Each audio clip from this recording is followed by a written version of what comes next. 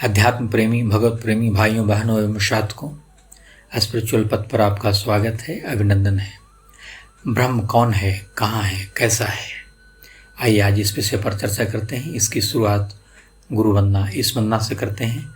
आप भी दोनों नेत्रों को बंद करते हुए अपने हृदय में प्रातःकालीन उगते हुए भगवान सूर्य का ध्यान करते हुए इस वंदना गुरु वंदना करें,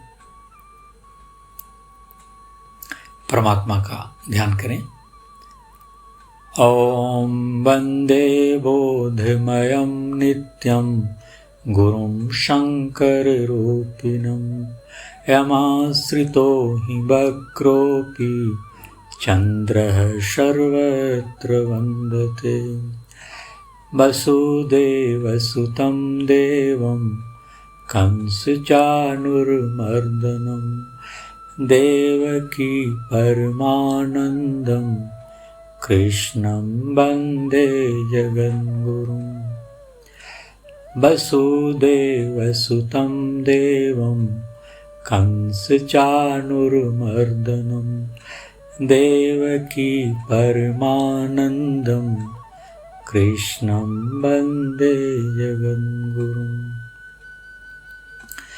ॐ भूर्भुवः स्वः तत्सवितुर्वरेण्यं भर्गो देवस्य धीमहि धियो यो नः प्रचोदयात्। भाई बहनों, ब्रह्म अनादि है, अनंत है। उसका न तो कोई आरंभ है न कोई अंत है। वह असीम है क्योंकि उसकी कोई सीमा नहीं। वह अरूप है क्योंकि उसका कोई रूप नहीं। वह अनाम है क्योंकि उसका कोई नाम नहीं। वह निराकार है क्योंकि उसका कोई आकार नहीं। पर वह निर्गुण, निराकार, अरूप, अव्यक्त ब्रह्म अपनी इच्छा और संकल्प मात्र से निराकार होते हुए भी साकार हो जाता है, निर्गुण होते हुए भी सगुण हो जाता है, अव्यक्त होते हुए भी व्यक्त हो उठता है, अरूप होते हुए भी स्वरूप हो जाता है। क्यों? क्योंकि उस सर्वज्ञ, सर्वव्यापी, सर्वसाक्षी, सर्वशक्तिशाली ब्रह्म के लिए कुछ भी असंभव नहीं है।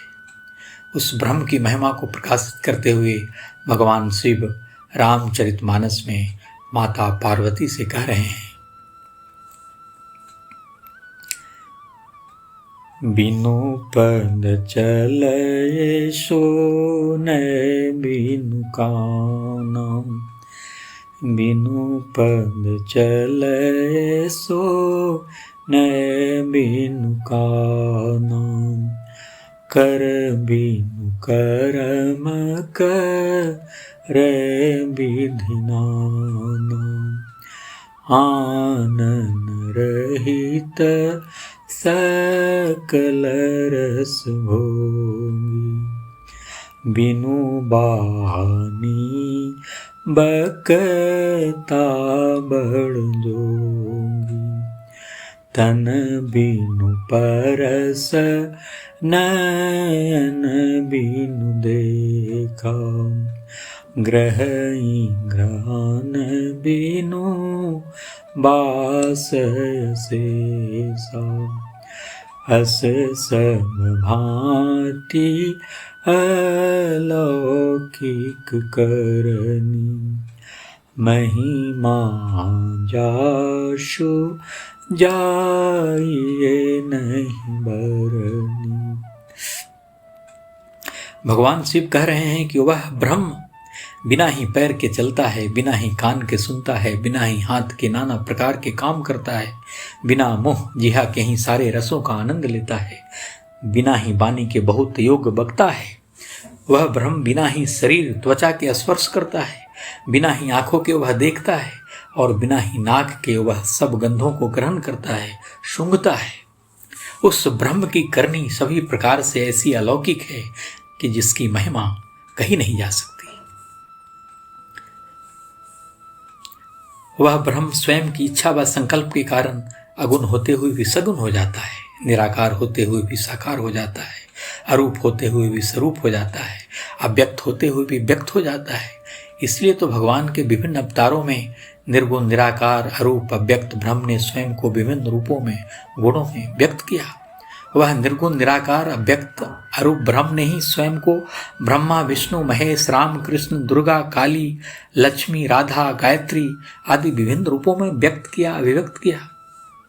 उस ब्रह्म की कोई प्रतिमा नहीं, पर वह सर्वत्र व्याप्त है, वह प्रतिमा में भी उपलब्ध है। उस ब्रह्म ने मीराबाई राम कृष्ण परमहंस जैसे निश्चल निर्दोष भक्तों के लिए स्वयं को प्रतिमा में भी प्रकट किया। निर्गुण निराकार ब्रह्म ने ही स्वयं को शबरी सूरदास तुलसीदास संत नामदेव संत एकनाथ संत तुकाराम जैसे भक्तों के समक्ष स्वयं को साकार रूप में प्रकट किया। समय समय पर विभिन्न युगों में उसी निराकार ब्रह्म ने स्वयं को जगत के कल्याण एवं भक्तों के कल्याण के लिए स्वयं को व्यक्त किया अभिव्यक्त किया प्रकट किया। अस्तु सगुण और निर्गुण अव्यक्त और व्यक्त अरूप और स्वरूप में कोई भेद नहीं, कोई अंतर नहीं। भगवान शिव इसी सत्य को रामचरितमानस में प्रकाशित करते हुए कह रहे हैं,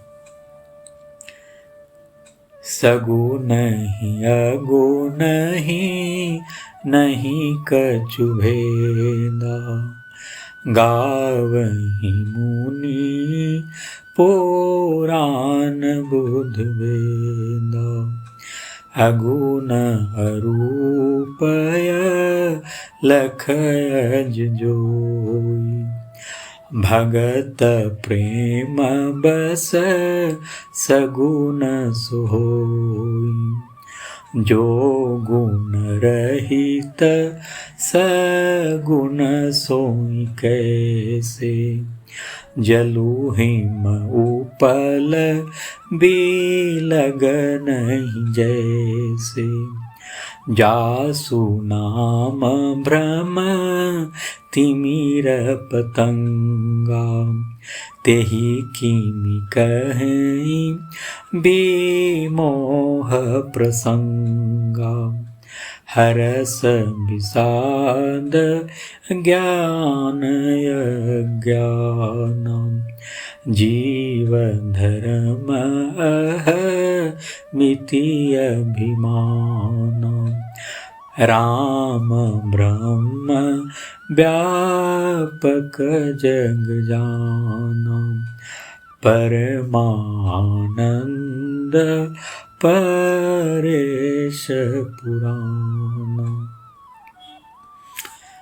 भगवान शिव कह रहे हैं कि शगुन और निर्गुण में कुछ भी भेद नहीं है। मुनि पुराण पंडित और वेद सभी ऐसा कहते हैं। जो निर्गुण रूप अलग निराकार अव्यक्त और अजन्मा है, वहीं भक्तों के प्रेम बस सगुण हो जाता है। जो निर्गुण है भला वहीं सगुण कैसे है? निर्गुण सगुण वैसे ही है जैसे जल और ओले में कोई भेद नहीं। जल और ओले दोनों जल ही हैं, वैसे ही निर्गुण और सगुण दोनों एक ही हैं। हर्ष विषाद ज्ञान अज्ञान अहंता और अभिमान ये सब जीव के धर्म हैं, स्वभाव हैं, प्रकृति हैं। पर श्री रामचंद्र जी तो व्यापक ब्रह्म है। वह परमानंद स्वरूप परात्पर प्रभु और पुराण पुरुष हैं। इस बात को सारा जगत जानता है। तो अब प्रश्न यह उठता है कि उस ब्रह्म की प्राप्ति के लिए हम करें तो क्या करें?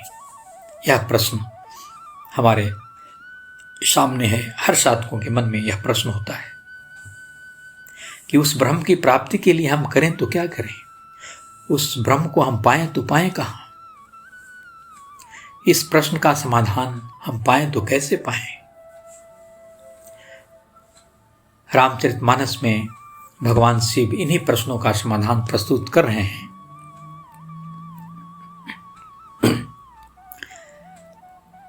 बैठे सुर शव करहि विचारा, कहाँ पाइए प्रभु करी पुकारा। पुर बैकुंठ जान कह कोई, को कह पय निधि बस प्रभु सोई। जाके हृदय भगति जैसी प्रीति, प्रभुतः प्रगट सदा तेहि रीति, तेहि समाज गिरिजामय रहूं। अवसर पाई बचन एक कहूं, हरि व्यापक सर्वत्र समाना। प्रेमति प्रगट होहि मैं जाना, देश काल दिशि विदुषि माहि। कहूँ सो कहाँ जहाँ प्रभु नाही, अग जगमय शव रहित विरागी। प्रेमति प्रभु प्रगटई जिमियागी, मोर बचन सब के मन माना। साधु साधु करी ब्रह्म बखाना। शिव जी माँ भवानी पार्वती से कहते हैं कि एक बार सभी देवता बैठकर यह विचार करने लगे कि प्रभु को, ब्रह्म को कहाँ पाएं ताकि उनके सामने पुकार कर सकें, फरियाद कर सकें। इसको लेकर कोई बैकुंठपुरी जाने को कहता था और कोई कहता था कि वह ब्रह्म, वह प्रभु क्षीर समुद्र में निवास करते हैं। जिसके हृदय में जैसी भक्ति और प्रीति होती है उसके लिए प्रभु वहाँ सदा उसी रीति से प्रकट होते हैं।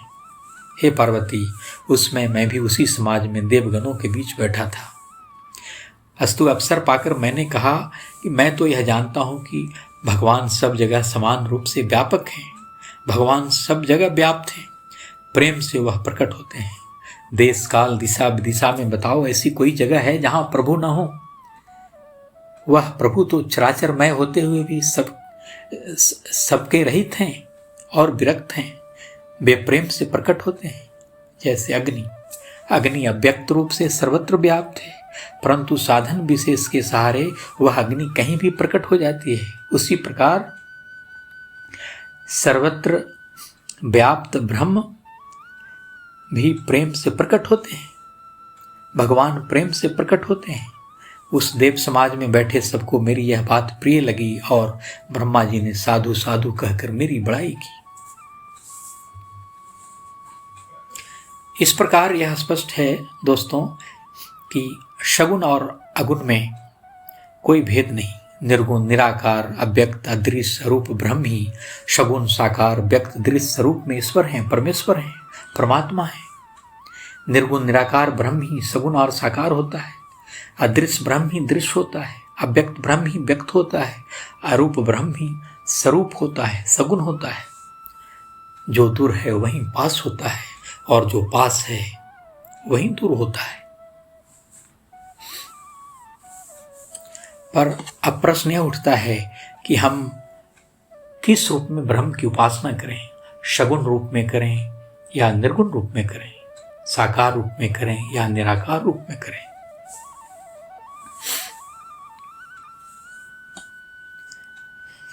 हम किसी की उपासना करें, सगुण की या अगुण की, व्यक्त की या व्यक्त की, दृश्य की या अदृश्य की, रूप की या रूप की, साकार की या निराकार की। निसंदेह भगवत उपासना, भगवत ध्यान के लिए सगुण और अगुण, साकार और निराकार दोनों ही मार्ग साधकों के लिए सुलभ है। और अपनी रुचि अभिरुचि के अनुसार हम सगुण, निर्गुण, साकार, निराकार किसी भी रूप में ब्रह्म की उपासना कर सकते हैं, भगवान की उपासना कर सकते हैं। उस ब्रह्म का अपने हृदय में सतत ध्यान करते हुए अगणित साधकों ने ब्रह्म को प्राप्त किया है और ब्रह्म आनंद की अनुभूति की है। भगवान राम, कृष्ण, विष्णु, शिव, काली, दुर्गा, गायत्री आदि विभिन्न सगुण साकार रूपों, छवियों, मूर्तियों आदि का ध्यान स्मरण करना सगुण या साकार उपासना है। और बिना किसी छवि के, रूप के, स्वरूप के, बिना प्रतिमा का अवलंबन लिए, बिना किसी अवलंबन के ब्रह्म की उपासना, ध्यान करना निराकार निर्गुण उपासना है। तो इन दोनों मार्गों से साधक ब्रह्म की प्राप्ति कर सकता है। पर सगुण और निर्गुण में अधिक सरल, सुगम और श्रेष्ठ कौन सा है, यह प्रश्न भी साधकों के मन में स्वाभाविक रूप से उठता है। कुरुक्षेत्र में भगवान श्री कृष्ण के मुख से गीता का अमृत ज्ञान सुनकर अर्जुन के मन में भी यह प्रश्न उठा था। तभी तो गीता के 12वें अध्याय के प्रथम श्लोक में अर्जुन ने अपनी यह जिज्ञासा भगवान के समक्ष रखी और अर्जुन ने भगवान से पूछा कि हे भगवान, जो अनंत प्रेमी भक्त जन आप सगुण रूप परमेश्वर का भजन ध्यान करते हैं और जो दूसरे केवल अविनाशी सच्चिदानंद घन निराकार ब्रह्म को ही अति श्रेष्ठ भाव से भजते हैं, उन दोनों प्रकार के उपासकों में अति उत्तम कौन है?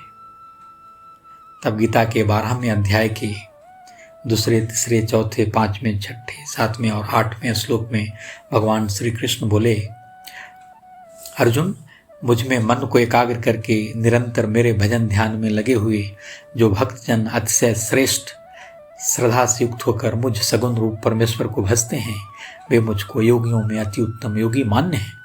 परंतु जो पुरुष इंद्रियों के समुदाय को भली प्रकार बस में करके मन बुद्धि से परे सर्वव्यापी अकथनीय स्वरूप और सदा एक रस रहने वाले नित्य अचल निराकार अविनाशी सच्चिदानंद घन ब्रह्म को निरंतर एक ही भाव से ध्यान करते हुए भजते हैं, वे संपूर्ण भूतों के हित में रत और सब में समान भाव वाले योगी भी मुझको ही प्राप्त होते हैं।